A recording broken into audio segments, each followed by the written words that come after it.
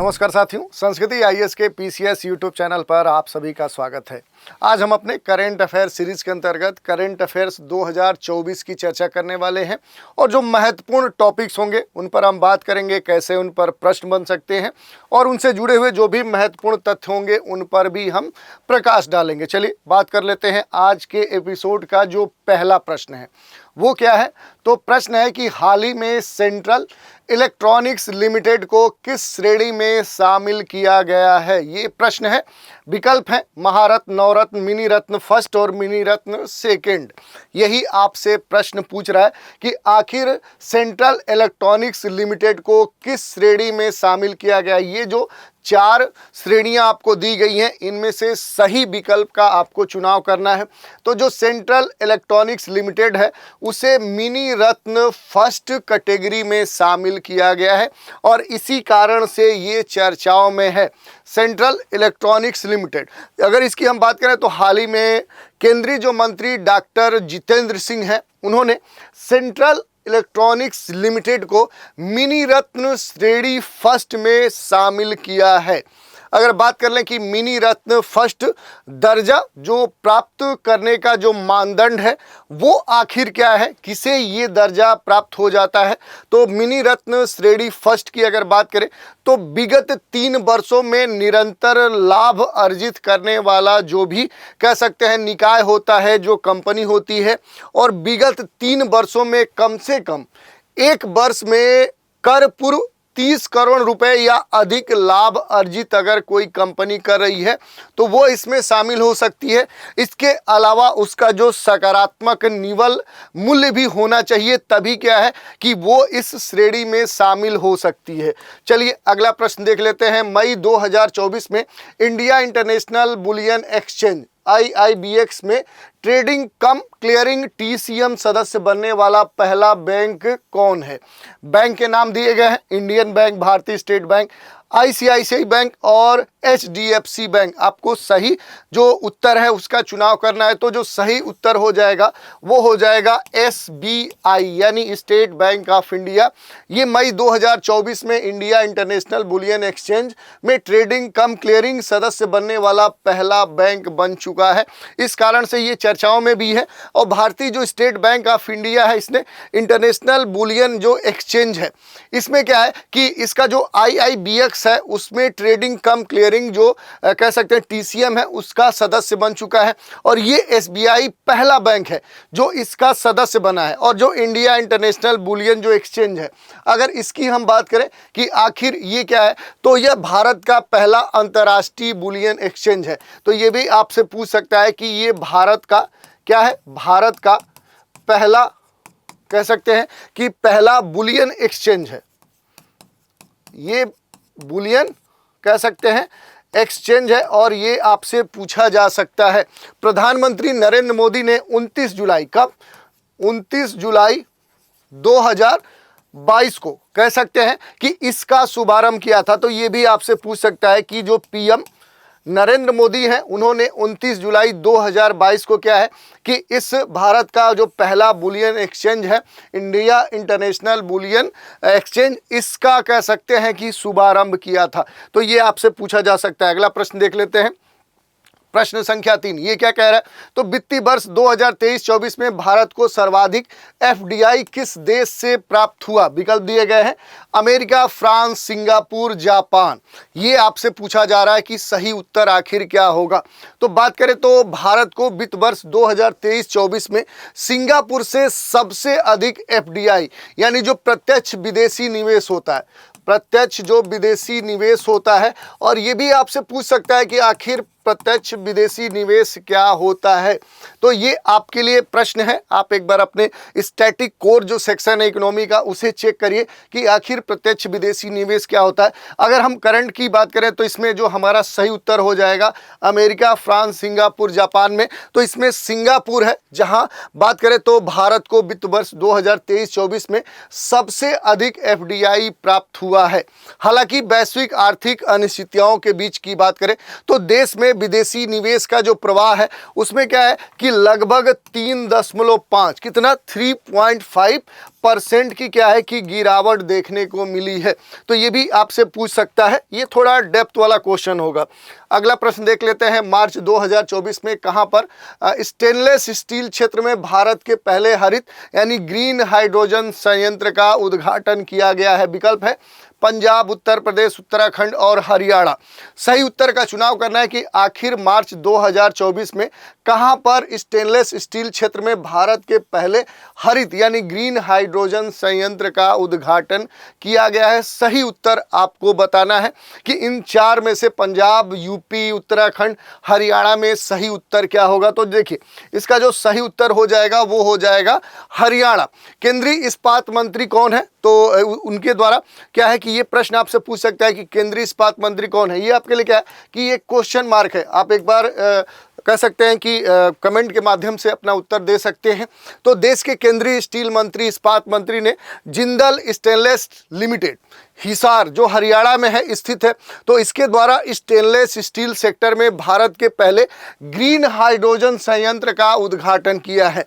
ये जो है ये स्टेनलेस स्टील उद्योग के लिए समर्पित विश्व का पहला, कह सकते हैं कि यह स्टेनलेस स्टील उद्योग के लिए समर्पित विश्व का पहला of grid green hydrogen plant है। इस कारण से ये काफ़ी चर्चाओं में रहा है।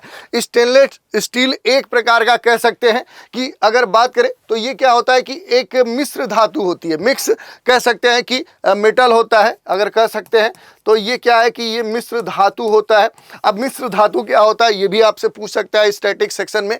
और अगर बात करें तो स्टेनलेस स्टील एक प्रकार का खास तौर पे जो मिश्र धातु होता है और इसमें क्या होता है कि द्रव्यमान के आधार पर न्यूनतम स्तर पे लगभग क्या है कि 10.5% कह सकते हैं कि अगर जो मेटल होगा इसमें क्या होगा कि क्रोमियम शामिल होता है। क्रोमियम एक खास मजबूत धातु होती है।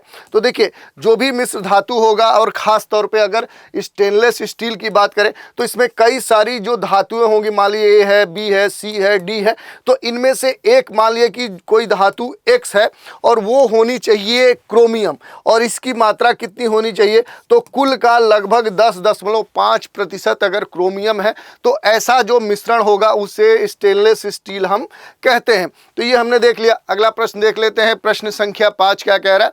तो हाल ही में किस संस्था ने best conduct of business regulator का पुरस्कार जीता है? विकल्प दिए गए हैं FICCI, RBI, IRDAI और सेबी। आपसे पूछा जा रहा है कि हाल ही में किस संस्था ने, यानी इन चार में से किसने best conduct of business regulator का पुरस्कार जीता है? सही उत्तर का चुनाव करना है। तो जो देखिए सही जो उत्तर हो जाएगा वो हो जाएगा सेबी। सेबी ने ही ये कह सकते हैं पुरस्कार जीता है।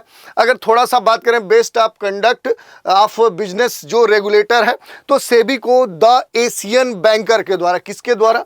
तो देखिए द एशियन बैंकर किसके द्वारा? तो अगर बात करें तो ये क्या है कि सेबी को द एशियन बैंकर के द्वारा एशिया प्रशांत में best conduct of business regulator पुरस्कार प्रदान किया गया। ये प्रतिभूति बाजारों के लिए विनियामक ढांचे को मजबूत करने में उसकी भूमिका के लिए प्रदान किया गया है। सेबी त्वरित निपटान की दिशा में सक्रिय रूप से काम कर रहा है। और बात करें तो वर्ष 2021 में चरणबद्ध तरीके से जो T+1 निपटारा होता है, इसमें देखिए ये थोड़ा सा क्या है कि टेक्निकल पार्ट है। अगर इकोनॉमी की बेसिक आपको समझ है तो आप इसे स्पष्ट तौर पे समझ सकते हैं। तो ये जो निपटान प्रक्रिया है T+1 ये शुरू की गई थी और इसे जनवरी 2023 में पूरी तरह से क्या किया गया? T+1 को जनवरी 2023 में पूरी तरह से अपने देश में लागू कर दिया गया। चलिए अगला प्रश्न देख लेते हैं। मोदी 3.0 के तहत प्रधानमंत्री आवास योजना किसकी बात हो रही है? तो प्रधानमंत्री आवास योजना के तहत कितने आवास के निर्माण की घोषणा की गई है? विकल्प दिए गए हैं 1 करोड़, 2 करोड़, 3 करोड़, 4 करोड़। नहीं 4 करोड़ नहीं है, 5 करोड़। देखिए सॉरी 4 विकल्प दिए गए हैं, 1 करोड़, 2 करोड़, 3 करोड़ और 4 करोड़। सही उत्तर का चुनाव करना है कि अभी हाल में जो अपने देश में सरकार बनी है नरेंद्र मोदी के नेतृत्व में, तो ये पूछा जा रहा है कि इसके तहत प्रधानमंत्री आवास योजना के अंतर्गत कितने आवास निर्मित करने की घोषणा की गई है इस सरकार के द्वारा। तो जो सही उत्तर हो जाएगा वो हो जाएगा विकल्प सी, यानी 3 करोड़ इसका सही उत्तर हो जाएगा। तो ये घोषणा हाल ही में जो नई सरकार बनी है, यानी कह सकते हैं मोदी सरकार 3.0 है, इसके द्वारा क्या है कि 3 करोड़ घरों के निर्माण करने की कैबिनेट की बैठक में ये कह सकते हैं घोषणा किया गया। इसमें अगर बात करें जो ये कुल 3 करोड़ है, जो 3 करोड़ है इसमें 2 भाग हैं। अगर पहले भाग की बात करें तो इसमें जो 2 करोड़ की बात कही गई है, ये क्या है कि ये रूरल क्षेत्रों के लिए बात की गई है, ग्रामीण क्षेत्रों की बात कही गई है।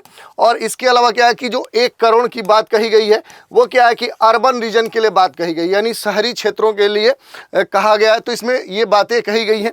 अब इसमें एक महत्वपूर्ण बात ये भी उठता है कि आपको ये पता होना चाहिए कि प्रधानमंत्री जो आवास योजना है आखिर ये क्या है। तो देखिए, प्रधानमंत्री आवास योजना के तहत विगत 10 वर्षों में लगभग क्या है कि 10 ईयर्स की अगर हम बात करें, ये डेटा है कि 10 वर्षों में लगभग 4.21 करोड़, बड़ा आंकड़ा है, देश में 4.21 करोड़ घरों का निर्माण इस योजना यानी प्रधानमंत्री आवास योजना के तहत किया गया है।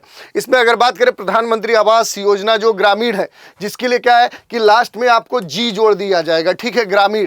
तो पूर्ववर्ती जो ग्रामीण आवास योजना है, इसमें इंदिरा गांधी जो आवास योजना पहले से चल रही थी, इसको 1 अप्रैल 2016 से केंद्र योजना के रूप में प्रधानमंत्री आवास योजना ग्रामीण में पुनर्गठित किया गया। और बाद में अगर बात करें तो प्रधानमंत्री जो आवास योजना शहरी है उसे क्या है कि 25 जून 2015 को प्रारंभ किया गया। तो ये कुछ आंकड़े हैं, ये भी आपसे पूछ सकता है कि आखिर ये प्रधानमंत्री आवास योजना है क्या, किसको ये लक्ष्य या किसको लक्षित करते हुए इसे प्रारंभ किया गया है। अगला प्रश्न देख लेते हैं, प्रश्न संख्या 7 क्या कह रहा है कि हाल ही में मर्सर द्वारा जारी रिपोर्ट के अनुसार प्रवासियों के लिए भारत का सबसे महंगा शहर किसे घोषित किया गया है। बड़ा महत्वपूर्ण प्रश्न है, ये आपसे पूछा जा सकता है। विकल्प दिए गए हैं नई दिल्ली, मुंबई, कोलकाता, बेंगलुरु।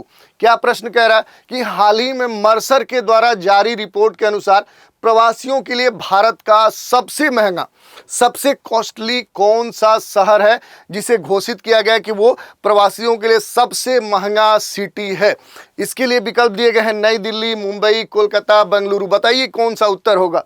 तो देखिए, इसमें जो सही उत्तर हो जाएगा वो बम्बई हो जाएगा। बम्बई को ही क्या है कि सबसे महंगा शहर प्रवासियों के लिए कह सकते हैं घोषित किया गया है। मर्सर जो है ये क्या है, HR कंसल्टेंसी है और इसके द्वारा अगर देखें तो कास्ट ऑफ जो लिविंग है, अगर बात करें जो कास्ट ऑफ लिविंग होता है यानी वहां पर रहने के हिसाब से अगर देखें तो इसकी जो सर्वे रिपोर्ट आई थी उसके अनुसार क्या है कि प्रवासियों के लिए भारत का जो सबसे महंगा शहर है वो मुंबई, बम्बई घोषित किया गया था। सर्वे में ये भी बताया गया कि मुंबई एशिया में प्रवासियों के लिए 21वां सबसे महंगा शहर है। अगर बात करें भारत में तो पहला है, लेकिन अगर एशिया में प्रवासियों की दृष्टिकोण से देखें तो ये क्या है 21वें नंबर पे आता है सबसे महंगा शहर। इसके अलावा अगर देश की राजधानी नई दिल्ली की बात करें, अगर न्यू दिल्ली की बात करें कि आखिर ये प्रवासियों के लिए कौन से स्थान पे आता है, तो इसका जो स्थान है एशिया में वो क्या है, वो 30वें स्थान पे है। तो ये हमने देख लिया इससे जुड़े हुए जो भी महत्वपूर्ण बातें थी। अगला प्रश्न देख लेते हैं, प्रश्न संख्या 8 क्या कह रहा है। तो जून 2024 में किस देश के न्यायालय ने गोल्डन राइस के व्यावसायिक उत्पादन पर रोक लगा दी है। किसकी बात हो रही है, ये व्यावसायिक उत्पादन जो कमर्शियल प्रोडक्शन होता है, खास तौर पे जो गोल्डन राइस है उस पर रोक लगा दी है। विकल्प दिए गए हैं, पहला है फिलीपींस, बी है जापान, सी है वियतनाम और डी है अमेरिका। सही उत्तर का चुनाव करना है कि आखिर बात करें तो किस देश के न्यायालय ने गोल्डन राइस पर, किसकी बात हो रही है, गोल्डन राइस के व्यावसायिक कह सकते हैं उत्पादन पर रोक लगा दी है। सही उत्तर का चुनाव करना है तो जो सही उत्तर हो जाएगा वो हो जाएगा इसमें फिलीपींस। फिलीपींस ने क्या किया है कि यहाँ के न्यायालय ने गोल्डन राइस के कमर्शियल प्रोडक्शन पर रोक लगा दी है। फिलीपींस की एक अदालत ने सुरक्षा चिंता, किस कारण से, तो यहाँ पर सुरक्षा चिंता को ध्यान में रखते हुए इसके व्यावसायिक उत्पादन के दृष्टिकोण से क्या है कि जो GM कह सकते हैं कि गोल्डन चावल है, इसको क्या है कि इस पर रोक लगा दी। खासतौर पर यहाँ पर CO ये इसकी वैरायटी है, इसी पर क्या है कि बैन लगा दिया गया है फिलीपींस की एक न्यायालय के द्वारा। यह फैसला GM बैगन पर भी लागू होता है जिसे BT बैगन के नाम से भी जाना जाता है। तो ये इसके द्वारा ये एक कह सकते हैं कि बैन लगाया गया है, जिस कारण से ये न्यूज़ चर्चा में थी।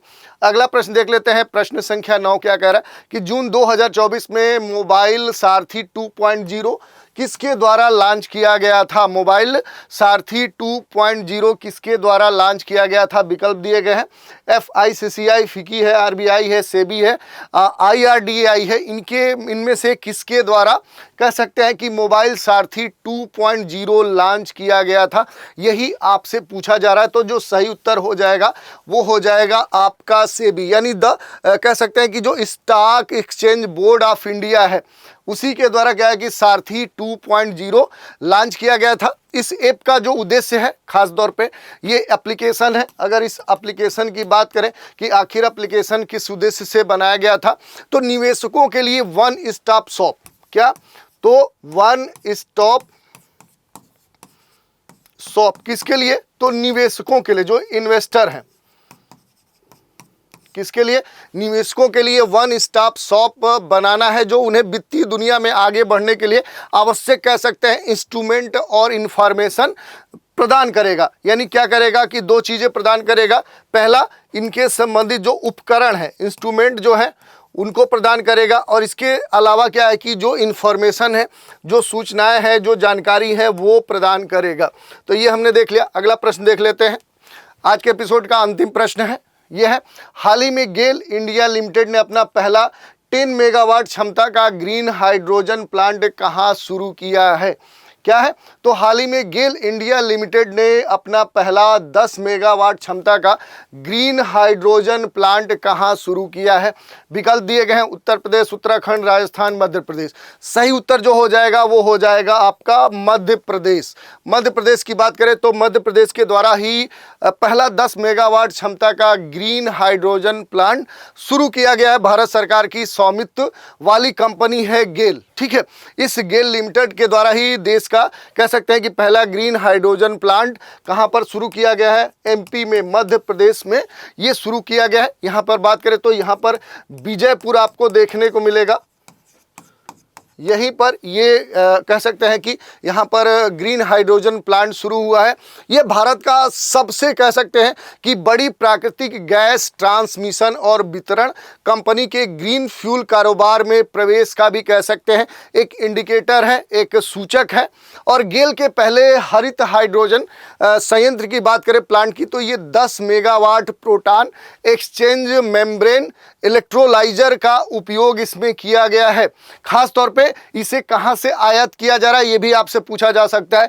तो ये जो आयात किया जा रहा है ये कनाडा, जो उत्तरी अमेरिका का सबसे उत्तर में अवस्थित जो देश है कनाडा, वहीं से ये आयात किया जा रहा है। तो इस तरह से हमने देख लिया आज के एपिसोड में जो भी महत्वपूर्ण समसामयिक करंट अफेयर से जुड़ी हुई जो न्यूज़ थी, जिनसे आपके प्रश्न बन सकते हैं, पूछे जा सकते हैं, उन पर हमने चर्चा कर ली। तो आज का एपिसोड कैसा लगा, अपनी प्रतिक्रिया हमें कमेंट के माध्यम से दे सकते हैं। अगर वीडियो अच्छा लगा हो तो अधिक से अधिक लाइक करिए, शेयर करिए, कमेंट करिए। तो आज के एपिसोड में इतना ही। आप हमारे साथ बने रहें, इसके लिए धन्यवाद।